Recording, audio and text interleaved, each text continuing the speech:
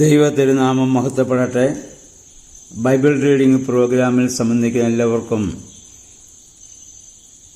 കർത്തൃനാമത്തിൽ സ്നേഹവന്ദനം ആദ്യമേ തന്നെ അറിയിക്കട്ടെ. 2 കൊരിന്ത്യർ 6-ാം അധ്യായം. 6-ാം അധ്യായത്തിൽ പൗലോസ്ലീഹ പറയുന്നു, കൈവന്നിരിക്കുന്ന ദൈവകൃപ വ്യർത്ഥമാക്കരുത്. ദൈവകൃപ ആരിൽ നിന്നാണ് ലഭിക്കുന്നത്? യേശുക്രിസ്തു മുഖാന്തരമാണ്. അങ്ങനെ ലഭിക്കുന്നതായ ദൈവത്തിൻ്റെ കൃപയെ ദുരുപയോഗപ്പെടുത്തുകയോ നിരുപയോഗപ്പെടുത്തുകയോ ചെയ്യരുത്.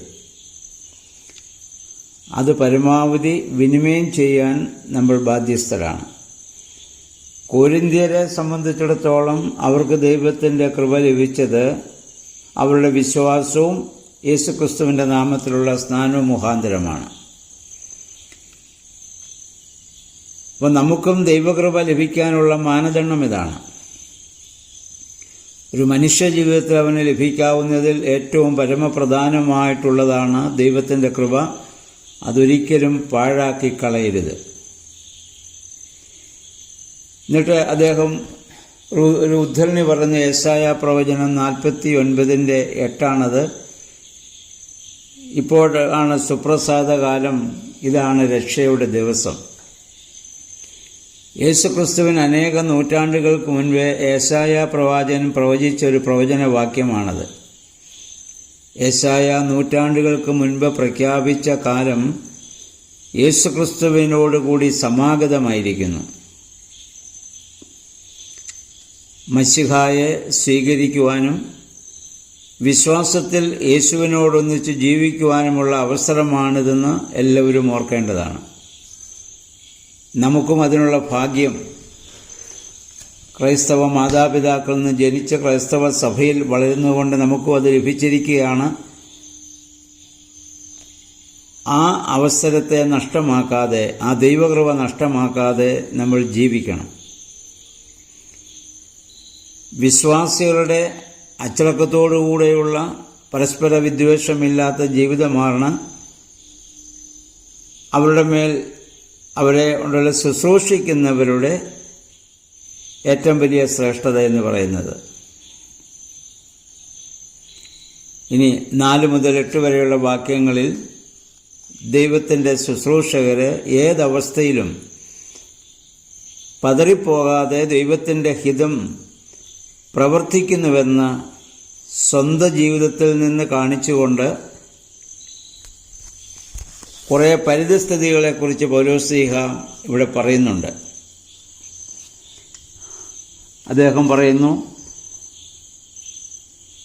വലിയ സഹനത്തിൽ, പീഡകളിൽ, ഞെരുക്കങ്ങളിൽ, അത്യാഹിതങ്ങളിൽ, മർദ്ദനങ്ങളിൽ, കാരാഗ്രഹങ്ങളിൽ, ലഹളകളിൽ, അധ്വാനങ്ങളിൽ, ജാഗരണത്തിൽ, വിശപ്പിൽ, ശുദ്ധതയിൽ, ജ്ഞാനത്തിൽ, ക്ഷമയിൽ, ദയയിൽ, പരിശുദ്ധാത്മാവിൽ, നിഷ്കളങ്ക സ്നേഹത്തിൽ, അല്ലെങ്കിൽ സത്യസന്ധമായ വാക്കിൽ, ദൈവത്തിൻ്റെ ആ വലിയ ശക്തിയിൽ, വലത്തുകൈയിലും ഇടത്തുകൈയിലുമുള്ള നീതിയുടെ ആയുധത്തിൽ, ബഹുമാനത്തിലും അപമാനത്തിലും, സൽകീർത്തികളിലും ദുഷ്കീർത്തിയിലും ഞങ്ങൾ അഭിമാനിക്കുന്നു.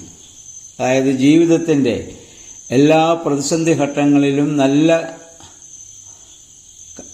അനുഭവങ്ങളിലും ഞങ്ങൾ ദൈവത്തിൽ പൂർണ്ണമായി സമർപ്പിച്ചിരിക്കുന്നതിനാൽ അത് ഞങ്ങൾ അഭിമാനിക്കുകയാണ്. അതിനെല്ലാം സന്തോഷത്തോടുകൂടി ഞങ്ങൾ സ്വീകരിക്കുകയാണ്. ഇതാണ് യഥാർത്ഥ വിശ്വാസ ജീവിതം എന്ന് പറയുന്നത്. ഞാൻ നേരത്തെ ഒരു ഉദാഹരണം പറഞ്ഞിരുന്നു.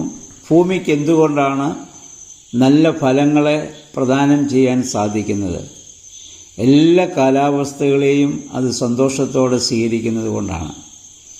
ചൂടും മഴയും മഞ്ഞും വെയിലും എല്ലാം ഭൂമി സന്തോഷത്തോടെ സ്വീകരിക്കുന്നു. അതുകൊണ്ടാണ് വ്യത്യസ്തങ്ങളായ ഫലങ്ങളെ കാലാകാലങ്ങളിൽ അതിന് നൽകാൻ സാധിക്കുന്നത്. അപ്പോൾ ആയതുപോലെ ഒരു വിശ്വാസിയുടെ ജീവിതത്തിലും ഇതുപോലെ അനുകൂലവും പ്രതികൂലവുമായ ഒരുപാട് സാഹചര്യങ്ങൾ വരും. അവിടെയെല്ലാം ആ യേശുക്രിസ്തുവുമായുള്ള വലിയ ബന്ധത്തിൽ ജീവിക്കാൻ സാധിക്കുന്നതാണ് യഥാർത്ഥ വിശ്വാസ ജീവിതം എന്ന് പറയുന്നത്. പൗലോസ്ലീഹ തൻ്റെ ജീവിതത്തെ ഉദാഹരണമാക്കിക്കൊണ്ട് ഇതിവിടെ നമ്മെ ഓർമ്മപ്പെടുത്തുകയാണ്. പിന്നെ ഇനി 11 മുതലുള്ളതായ വാക്യങ്ങളിൽ തൻ്റെ ഇനി ഇത് പൗലോസ്ലീഹ പറയുന്നത്, നമുക്ക് ബന്ധപ്പെട്ട് നമുക്ക് സഹവാസം നമ്മൾ ഒഴിവാക്കേണ്ട ചില ആളുകളുണ്ട്. അത് അവിശ്വാസികൾ, അല്ലെങ്കിൽ യേശുക്രിസ്തുവിൽ വിശ്വാസമില്ലാത്തവർ, സത്യവിശ്വാസത്തിന് തുരങ്കം വയ്ക്കുന്നവരെ, അവരോട് നമ്മൾ സഹവസിക്കാൻ പാടില്ല. അവർ മുഖാന്തരം നമ്മുടെ വിശ്വാസം നഷ്ടപ്പെടാനും ദൈവത്തിൽ നിന്ന് അകന്നു പോകാനുമാണ് സാധ്യത കൂടുതൽ. അതുകൊണ്ട് അങ്ങനെയുള്ള വ്യക്തികളെയും അങ്ങനെയുള്ള സാഹചര്യങ്ങളെയും പരമാവധി നമ്മൾ ഒഴിവാക്കണമെന്നാണ് അദ്ദേഹം ഇവിടെ ആഗ്രഹിക്കുന്നത്. കാരണം പരസ്പര വിരുദ്ധമായ ശക്തികൾ ആണവയൊക്കെ. അവ തമ്മിൽ യാതൊരു ബന്ധവുമില്ല. അപ്പോൾ അദ്ദേഹം പറയുന്നതാണ്, നീതിയും അനീതിയും തമ്മിൽ എന്താണ് ബന്ധം? പ്രകാശവും അന്ധകാരവും തമ്മിൽ എന്താണ് ബന്ധം? അല്ലെങ്കിൽ യേശുക്രിസ്തുവും അല്ലെങ്കിൽ ജാതികളുടെ ബലിയുമായിട്ട് എന്താണ് ബന്ധം? വിശ്വാസിക്ക് അവിശ്വാസിയുമായിട്ട് എന്താണ് ബന്ധം? അതൊന്നും അവ തമ്മിൽ പരസ്പര വിരുദ്ധങ്ങളാണ്. അങ്ങനെയുള്ളതായ ബന്ധങ്ങളെയും സാഹചര്യങ്ങളെയും പരമാവധി നമ്മൾ ഒഴിവാക്കണം. പിന്നീട് അദ്ദേഹം ഒരു കാര്യം കൂടി ഓർമ്മപ്പെടുത്തുന്നു, നമ്മൾ ദൈവത്തിൻ്റെ മന്ദിരങ്ങളാണ്. ഓരോ വിശ്വാസിയും ദൈവം വസിക്കുന്നതായ ദൈവാലയമാണ്. അതിനെ വിശുദ്ധമായും ആരോഗ്യമായും കാത്തു സൂക്ഷിക്കുവാനുള്ള ഉത്തരവാദിത്വം നമുക്കുണ്ട്. അതുകൊണ്ട് അശുദ്ധമായതൊന്നും നമ്മൾ തൊടുകരുത്, അതിനെ നമ്മൾ സ്വീകരിക്കാനും പാടില്ല. അപ്പം അതുകൊണ്ട് നമ്മുടെ ശരീരം ദൈവം വസിക്കുന്ന മന്ദിരമാണ്. ഇതിനു മുൻപ് കൊരിന്ത്യർ ലേഖനത്തിൽ 1 കൊരിന്ത്യർ 3 അധ്യായത്തിലൊക്കെ പൗലോസ്ലീഹ ഇത് വ്യക്തമായിട്ട് തന്നെ നമ്മൾ ഇതിനു മുമ്പ് തന്നെ ഓർമ്മപ്പെടുത്തിയതാണ്, നമ്മൾ ദൈവം വസിക്കുന്ന മന്ദിരമാകുന്നു എന്നുള്ളത്. അപ്പോൾ ദൈവം വസിക്കുന്നതായ മന്ദിരത്തിൽ ഒരു ദേവാലയത്തെ എത്ര വിശുദ്ധമായി നമ്മൾ കാണുന്നുവോ, നമ്മൾ പരിപാലിക്കുന്നുവോ, ആയതുപോലെ നമ്മുടെ മനസ്സിനെയും ശരീരത്തെയും ആത്മാവിനെയും ഒക്കെ നമ്മൾ കാത്ത് സംരക്ഷിക്കുവാനുള്ളവരാണ്. അപ്പോൾ അതിന് വിരുദ്ധമായി വരുന്നതിനെയൊക്കെ ഒഴിവാക്കാൻ നമുക്ക് സാധിക്കണം. എന്നാൽ ജീവിതത്തിൽ വരുന്നതായ ആദ്യം അദ്ദേഹം 10-18 പ്രതിസന്ധികളെക്കുറിച്ച് പറഞ്ഞല്ലോ. ആ പ്രതിസന്ധികളെയൊക്കെ പ്രത്യാശയോടെ തരണം ചെയ്യാൻ നമുക്ക് സാധിക്കണം. സാധിക്കുന്നത് എങ്ങനെ? 1-ാം വാക്യത്തിൽ പറഞ്ഞതുപോലെ ദൈവത്തിൻ്റെ വലിയ കൃപയിൽ നമ്മൾ നിലനിൽക്കുമ്പോഴാണ്. അതുകൊണ്ട് ആ കൃപയ്ക്ക് വേണ്ടി നമുക്ക് പ്രാർത്ഥിക്കാം. വേദപുസ്തകവും വായനയും ധ്യാനവും നമ്മുടെ ആരാധനകളും ആധ്യാത്മികമായ എല്ലാ പ്രവർത്തനങ്ങളും അതിന് നമ്മെ സഹായിക്കണം. പരിശുദ്ധാത്മാവേ, അതിന് ഞങ്ങളെ ശക്തീകരിക്കണമെന്ന പ്രാർത്ഥനയോടെ നമുക്ക് ജീവിക്കാം. എല്ലാവർക്കും നല്ലൊരു ശുഭദിനം ആശംസിക്കുന്നു. ദൈവനാമം മാത്രം മഹത്വപ്പെടുവാൻ ഇടയായി തീരട്ടെ.